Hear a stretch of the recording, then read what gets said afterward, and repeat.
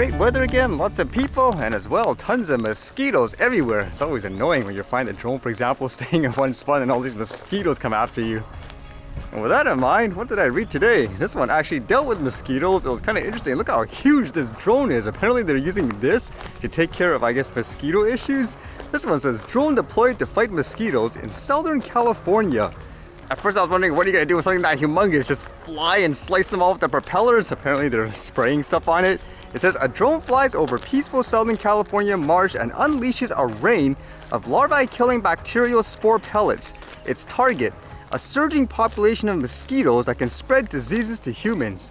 The drone is the latest technology deployed by the Orange County Mosquito and Vector Control District to attack mosquito development in marshes, large ponds, and parks. Can you imagine seeing this humongous thing flying around just like an average park around you? Mosquitoes grow into larvae from eggs laid in water, making proliferation of the biting bugs a major concern after California's extraordinarily rainy winter. There's quite a bit more mosquitoes due to the rain, said John Savage, who recently operated the drone at San Joaquin Marsh Reserve near the University of California, Irvine. Common methods of applying anti-mosquito treatments involve the use of backpack sprayers, trucks, airplanes, and helicopters.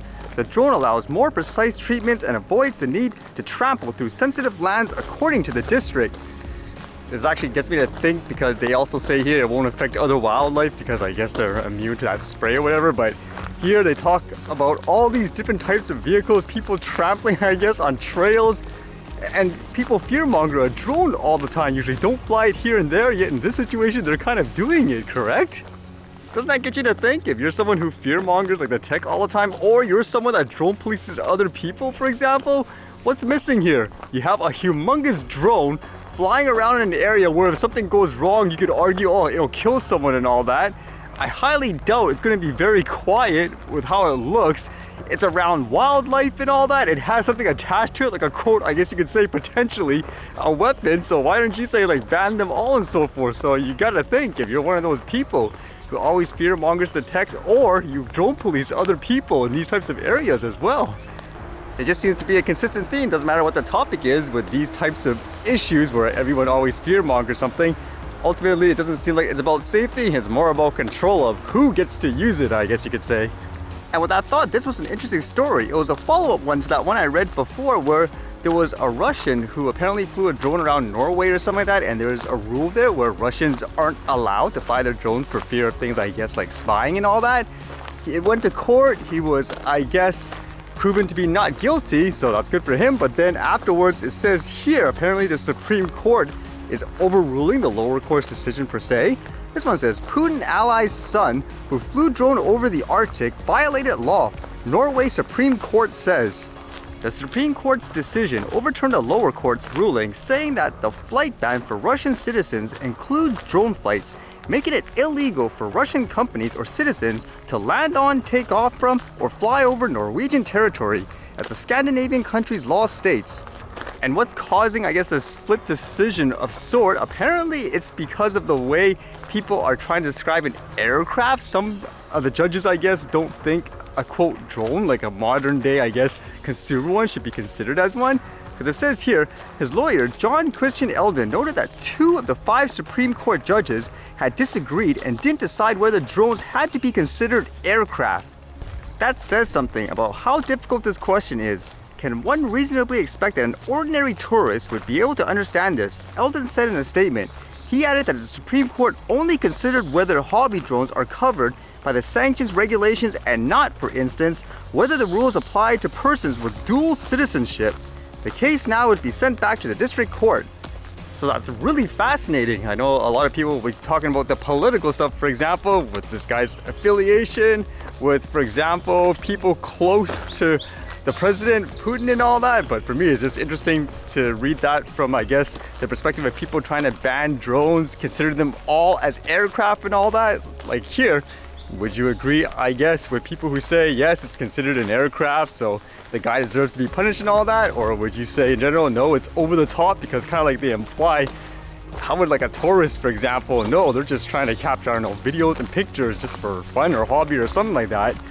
Tomorrow is Canada Day too. Here they actually canceled the fireworks in Vancouver, but I guess in some places they're actually going with things like drone light shows, because it says here drone shows take flight this Canada Day as environmental concerns over fireworks grow.